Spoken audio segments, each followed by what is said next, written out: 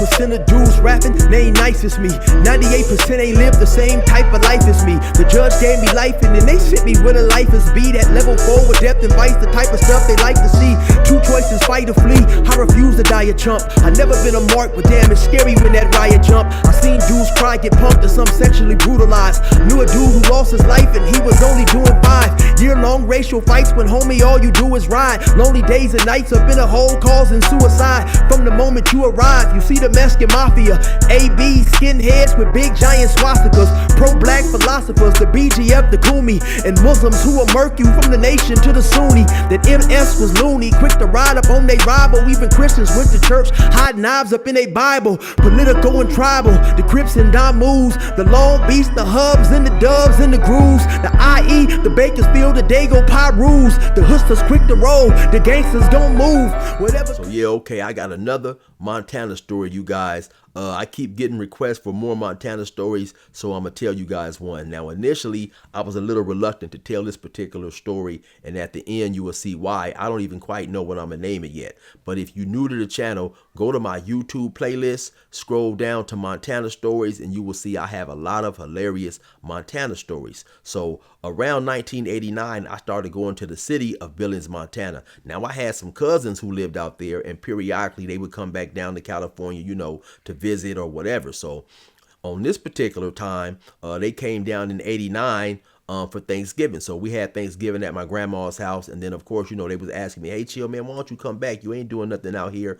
Long story short, I ended up going back to Montana, and I ended up staying out there hanging out with those dudes. Now, initially, I was staying with my cousin James. My cousin James was around my age, but then later on, I moved with my cousin Chris Booty. Yes, that is his real name. Then eventually, I moved and got my own spot, right? So I want to say that this probably was around 1990, right? At this time, I had my own spot. So I'm staying in my first little spot out there. It was a furnished apartment. I believe I was paying like $250 a month. So now, the way it looked, right, when you would approach it from the front, there was a little wooden gate. You'd open up the wooden gate, then there was a grassy area. There was a long grassy area. Then on each side of the grassy area was like a sidewalk. After each sidewalk, these apartments looked more like cottages. There was about 5 or 6 cottages that went down in a long row. Then at the end, there was another little gate. You could go out the back and it would let you into an alley. Now, just so happened, I lived in the very last apartment on the left-hand side. So, you could go out the alley. The alley ran, you know, up and down. Then if you would go to the left and then bust a quick left, there was an area for us to park our cars and stuff. Now, so of course I'm out there in Montana. I'm hustling. I'm doing my thing, man. I'm getting rid of that white product. You know what I'm saying? So now when I go out there, after a period of time, I start meeting a lot of players, a lot of pimps, you know, a lot of hustlers. And keep in mind, if this is 89, 1990, when I get out there, 91, right? So you still had a lot of these hustlers and pimps and players and stuff, you know what I'm saying? These true, real live pimps. And so I started meeting these dudes, hanging out with these dudes, man. And we would kick it at a bar known as the Arcade Bar. Now, the bar didn't have any games in there per se, besides a couple of electric poker games. And all it really had in there was a pool table, you know, a little standard wooden long bar and stuff. And that was pretty much it. But you would have a lot of dudes from the Montana nightlife come and hang down at this bar. So this is where I would hustle at. You know, we would be in there gambling, playing dice. You know, Montana had a lot of pimps from the city of Rockford, you know, Milwaukee, dudes from Chicago, dudes from Oakland, a little bit of everywhere, right? At this particular time, I started hanging with this dude by the name of Fox. Now, Fox was from Georgia. I would say at that time, he may have been maybe, I don't know, 35, 40 years old. You know, when you kind of young in your 19s and 20s in that age, everybody seems, you know, just super old if they're not in your age group. So I can't remember exactly how old the dude is, man. But the dude, he looked like Evander Holyfield a little bit, and he had a weird little accent. He was from Georgia, right? And he was a master pickpocket. Now, from time to time, Fox, he liked to indulge in that stuff that I was getting rid of. So he would come to me, you know, yeah, chill, man, yeah. And he had a habit of rubbing his face, yeah, man. Say, man, chill, yeah, what's going on, man, you know, yeah. Chill, man, are you working, man, you know, yeah. Now, you know, like any hustler, and especially any hustler who had a who had a problem with that stuff, from time to time, Fox would run out of money. This was in the 90s, 91s, and these dudes, man, was raised in an era where keeping your word was, extremely important, keeping the game fair and clean like it's supposed to go, right? So Fox, he wouldn't have no problem in coming to get a little credit, but every single time he got credit, never once did he fail to pay me back. He'd always keep his word, so he might hit me up like, yeah. Say, man, chill, are you working, chill? Yeah. You got something on you, man? I said, yeah, Fox, I got a little something while I was cracking. What you need? Yeah, I don't know, chill. Let me get a gram, man. Can you stand it? Can you stand the gram, man? Yeah. And so I'd give it to him. He's like, yeah, chill, man. Yeah, just tell me what I owe you, man. Yeah, man. Tell me what I owe you. That was his favorite. That was his favorite line every time he got something on credit, right? So at this particular time, it's snowing. That's one thing about Montana. It would get real cold during the winter season and stuff out there. And so at this particular time, on the telling of this story, we once again hanging out at the arcade bar. Now, I'm assuming it wasn't a Friday or a Saturday because the bar wasn't extremely crowded. So it's maybe about 10, 11. It's getting kind of late or whatever. Now, the bartender on this specific night, because they had a few different bartenders, but the bartender on this specific night was a dude by the name of James. Man, James probably was in his early 50s, a tall, dark-skinned dude, man. I want to say he's probably maybe 6'3", 6'4", Now, as I think about it, too, for individuals who may have been out there around that time, it was two dudes by the name of James, and I believe they both had Lincolns. This James had the older Lincoln that's kind of the square, not the newer kind with the little hump in the trunk,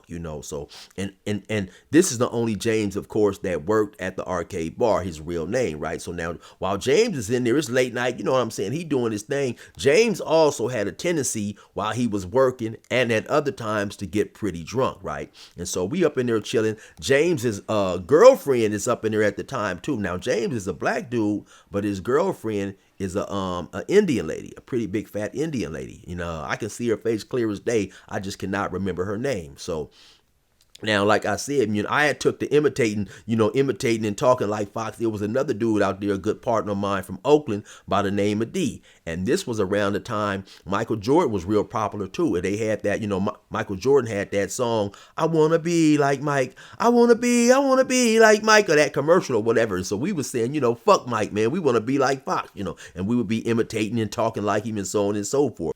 On this particular night, I can't remember exactly how Fox and James got into it, and by this time, James is pretty drunk, and he started hollering at Fox. You got all these dudes running around talking about they want to be like Fox. You ain't nobody. Fuck you. I don't want to be like you. Fuck you. I want to be like James, motherfucker. Fuck you. And so, like I said, I don't know what Fox did to him or he did to Fox to set Fox off or whatever, but Fox is a clown, Fox is clowning him. Yeah, you ain't nobody to be like. What can you teach them? You mad because they want to be like me, Yeah, I'm going to be quiet. I'm going to give you the floor. Say something inspiring then. Say something inspirational. I'm going to be quiet. Yeah, I knew you couldn't do it. I knew you didn't have nothing to say. Yeah, my bitch will get on all fours and bark on you. A bitch won't even pay attention to you, man. Yeah. My bitch will bite you if I tell her to. Now, Fox, and Fox wasn't lying, man. He had an older, let's just say she was a 304. She was a lady of the night that get out there and sell that thing, even if it wasn't right. And so he was not bullshitting when he said, man, his broad would bark at you. I remember one time I was over there at Fox's house and he said, Genie, treat Chill like an intruder. And I'm thinking like, what the fuck is this nigga talking about? He said, treat Chill like an intruder. Man, she must have I bullshit you not. She got out on all fours and started barking at me. I'm like, man, what the fuck is going on here? So Fox was not bullshit, man, when he said Genie would do everything and anything, that he told him. Sometimes Fox would say, yeah, man, I'll make my bitch stand on one foot and sing the Star Spangled Banner. Yeah, I control bitches, man, yeah. So Fox is really on that old school pimp shit, right? So Fox and James is going back and forth, and Fox is basically telling James that, even your lady don't respect you. You not a real man or whatever. Then he starts, Fox starts talking to James's lady. You need to get with a real man. Yeah. Look, he ain't no real man. You need a real man. Santa Claus won't bring you a real man. So they going back and forth, and James is highly upset. And like I say, also he's drunk. Keep in mind, James is the bartender. So at some point in time, James gets so, drunk and belligerent or whatever. James hops on top of the bar and starts walking and screaming, I'm a real man! I'm a real man! Baby, tell him I'm a man! Baby, tell him I'm a man! And so while he's in the midst of doing all this shit, he fucks around and missteps, and one of his foot slips over the edge, and he falls off the motherfucking bar top. Now, like I said, James is a big, giant, tall motherfucker anyway. So when he gets on the top of the bar, he's really high up in there. And when he fell, boom, boom, he came down on bar stools and some more shit. So now he's over there on the ground hollering, And James is like, Fox is like, yeah, you look at you. You're not respectable. You're not an inspiration to the youth. Look at you. So his girl had to go over there and get him and help him up. Long story short, James ended up breaking his leg and shit. So, me and Fox, we end up leaving. Fox had a Wagoneer, and for whatever reason on that particular night, I'm riding with Fox. So as we jump in the car, Fox is giggling, yeah, chill, man. I'm the puppet master, man. I pull strings, man. I pull strings, man. Yeah. I goaded that man into falling, man. I did that verbally, man. Yeah. So Fox is laughing and clowning and all this type of shit, right? And so we driving around.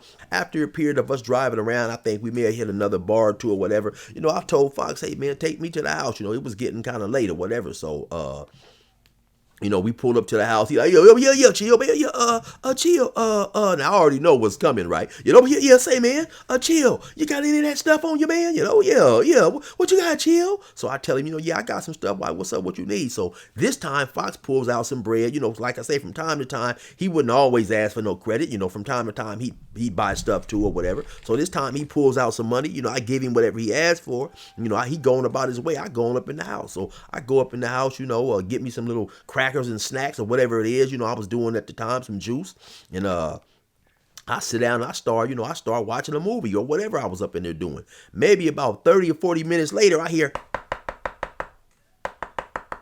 somebody's at my door and shit. So I go to the door, I look out, it's Fox. At that particular time, it's cold as hell out there in Montana. So Fox, he got on this little, he used to wear this little, like, Russian type hat that had fur around it and shit, and a long, like a long trench coat or whatever. So I let him in. I'm like, hey, Fox, what's up? Now this time his eyes is big, big as saucers. I can tell that Fox has been indulging in that product. He geeking and tweaking, you know what I'm saying? And so, yeah, chill. And now he looking around, now he nervous, Fox used to get real paranoid when he was fucking with that shit, he looking around and shit. Chill, chill. Are you still holding, man? Yeah. I said, yeah. What's up, Fox? Yeah, man. Chill. Let me hold something, man. So basically, when he talking about let me hold something, now that means he done ran out of bread or whatever, and he need a little more though. So but like I said, Fox always kept his word or whatever. So I said, yeah, what's up? What you need? Say chill, man. Let me get a gram, man. I get it to you, man. Yeah, just tell me what I owe you, man. Yeah. Tell me what I owe you. So I said, yeah, no problem. I go back there, to the little spot that I kept the product or whatever. I gave it to him. He going about his way. So I go back there, I get back in the bed or whatever. Now, in my bed, behind my bed was a big old window. And just so happened, I could look out the window and see where I parked my cars or whatever, right? So I don't know what I was doing up in there. If I was taking off something, putting something away or whatever. But for whatever reason, I happened to glance out the window. So when I look out there, I see a dark figure in a black coat pulling on car doors and shit. So the first thing to come to mind, man, I know this dude Fox ain't out here pulling on no car door. What the hell is what's going on? So as I get up and go to the window and get a better look, no, it's not Fox. It's a slim Indian dude in a long, black coat or whatever, and he's out there pulling on cars, like trying to break into cars and shit. So as I'm watching him, seeing what he's doing, because he's at the car right next to mine. So then after he leaves that car, he goes around the passenger side. He goes to my passenger door and tries to open my door. Now at this time, I got a 7.8 Cutlass Supreme. You know, this is my favorite car. My chill mobile is what I used to call it. You know, I got it plushed out. I got an extremely nice sound system in there. The Alpine pull out. I had took my car to the stereo installation shop out there, and it was probably about $1,800-$1,900 once I finished buying the speakers and the Alpine and all that stuff and had them dudes install it, right? So I had an extremely nice system. So I hurry up and threw on my stuff, grabbed my little trench coat, whatever, grabbed my little pistol. I threw my pistol in my pocket and I ran outside. You know, I go outside, I go to the door, go to the left, I go over there, you know, I go around the corner. So now when I get out there, now he's not at my passenger. He's at the door trying to peek in my window. My window is extremely tinted out there in Montana at the time. You could have limousine tint on the tent, so it could be real dark as long as you just didn't have it in the front. So I'm like, hey, motherfucker, what the fuck is you doing, man? Why, what's up, in it? Now, he was an Indian dude, and for whatever reason out there, a lot of times the Indians would say in it. You know, I don't know if whatever word that meant or whatever. I say, man, this is my motherfucking car. What the fuck is you doing? Oh, man, I'm looking, is what he say. I said, looking for what, motherfucker? So now I'm like maybe about 6-7 feet. I'm not getting up too close on him because I know when me and my homies used to go out there and steal cars, we used to call them G-rides, you know, to ride around in, possibly do this, possibly do that. You know, we always would have one person, you know, trying to steal the car and another person, the point man with the pistol, even though I didn't see nobody else, but just by me, you know, at one point in time, participate in that type of activity. This is something that I'm aware of, and I'm assuming that if he's breaking in cars, he's got a weapon or whatever. So, you know, I said, hey, man, you better get the fuck away from my car, motherfucker. This is my car, man. What the fuck you doing? So he turned around. What you gonna do about it, innit?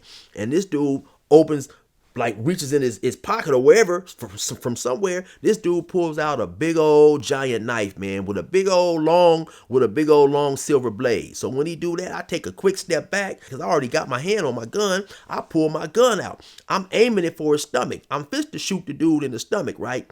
I'm just like, motherfucker, I'm telling you, better go.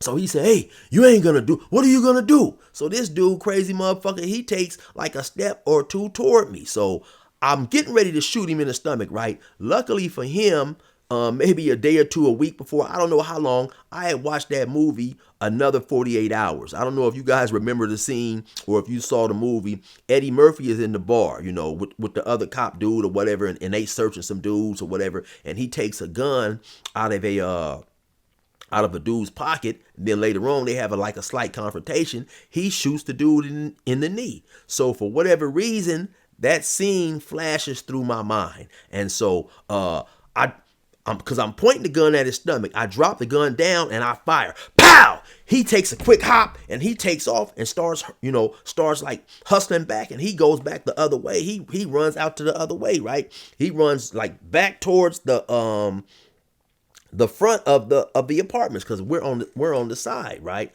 And so he stands out there for a minute and then he disappears. Now keep in mind, it's like 1 or 2 o'clock at night, so it's not really it's some light back there, but it's not really a whole light. It's not really a whole lot of light back there. So now when he moves along, I walk out there toward the area that he has went. Now, when I shot at him, initially, I don't think I hit him because it's nighttime or whatever, right? But when I go out there and I'm looking down on the ground, I see some blood out there. So I'm thinking, oh, damn, I did hit this motherfucker. So now I hurry up because now it's late, it's late at night. But of course, it's by it being so late, it's no noise and stuff out there. So I'm assuming some people, in these apartments that I stay in, they heard the shot or whatever. So I go up in the house, man. I put the gun up. I get in the bed and shit. And I'm kind of paranoid, panicking, looking around and stuff. But no police come or whatever. I never hear any more from the situation, right? So a couple of days later, I'm back down at the arcade bar. I'm talking to a partner of mine by the name of Ghost. Now, Ghost was a dude from Chicago, but Ghost probably had been out in Billings probably about at least 6-7 years, maybe longer than that. Ghost was also married to an Indian lady, or at least he was going one at the time, right? So me and Ghost go to talking. I don't know if I told Ghost about the situation or whatever, but at some point in time, Ghost was like, oh yeah, man, that dude, that's who he was like, you the one that did that? He said, man, that dude was over here saying that he got into it at the bus station with a Crip, and a Crip shot him. And I'm like, man, I don't know where the hell the dude gathered that information from, because I ain't said nothing about being no gang member, so on and so forth. And we didn't get into it at the bus station. Now, the bus station was up the street, maybe about 2 blocks from my house. But we didn't get into it at the bus station. We got into it because the dude is out there trying to break into my car, whatever. So I never heard any more about the situation after that, man. But so initially, of course, that's why I've been reluctant to tell this story. But I figure, man, fuck it. It's been so long, man. And at the end of the day, the dude pulled a knife on me, and so I just feel that it was a justifiable shooting. I'm defending myself, so on and so forth, or whatever, man. But anyway, man, y'all already know what it is. That's another one of my Montana stories. It's your boy 16 to life. Resume normal program.